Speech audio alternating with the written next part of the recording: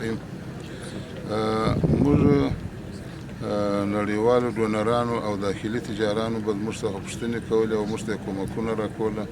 د سرې میاشتې د لارې، او موږ ته به پوښتنه کوله چې کم ضرورتونه ډیر دي او څونه شهیدان سوي دي، څونه کورونه خراب سوي دي، څونه زخمیان سوي دي، څونه عمل منفعه ځایونه خراب سوي دي، او کومو په مرستو کې کومو شیانو ته ضرورت دی او سروې دلته ضرورت و. نو بیا موږ د هغه ځای څخه رالو د دې دپاره چې ښه دقیق معلومات ځان ته وکړو. نو بیا مو د درو زونونو موبایل ټیمونه او د سروې ټیمونه مو راسره روان کړل، د کندهار، روزګان، هلمند، زابل، بیا زه تر پنجشیر د کاپیسا پورې او دا جنوبي زون په کښې کې دي. د دې سم 15 ټیمونه د سروې را روان کړل چې 15 موټر ورسره دي، او دغو نه د موبایل کلینیکونه مو راوسته چې کلو په کلو وګرځي د اولیا کومکونه وکړي. نو دا سروې کوو د دې لپاره چې دغه کومکونه په صحیح طریقه سره په شفافه طریقه توزیع شي. بیا دلته رالو د دې کمیټې سره کښېناستو، د دوی سره مفاهمه وکړله او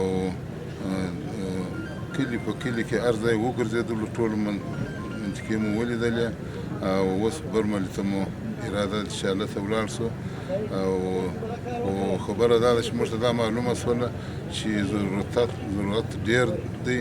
او په ضرورتونو کې دا اوس نن ماته معلومه شوله چې ورګون، ژړوک او نکه ولسوالۍ کې مو خلک په کورونو کې نه بېدېږي، یعنې کم از کم د خیمو ضرورت خو شته چې هلته هم دغه جټکې د زلزلو شته، غیر له دغه درو ولسوالیو څخه چې هغه ډېر ځپلي دي. ښه پوښتنه وکړله او ضرورت هم د دې ټولو ته څه ډونران چې کومکونه کوي، هر څوک چې دي، پیغام هم دا دی چې اوس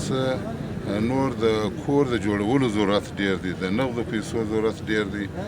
او هغه ډېر زیات کومکونو ته ضرورت لري. یو کور که سړی به راورد وکړي چې یو کور که درې وطاقه کور جوړی نو به په څو جوړېږي، او هغه کورونه چې فقط چاکونه یې کړي دي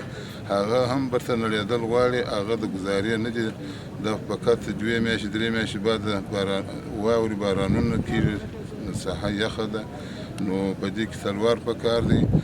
که د چا 100 کوره جوړېدل په وسه پرایي، د چا 100 کوره، د چا 1000 کوره، چې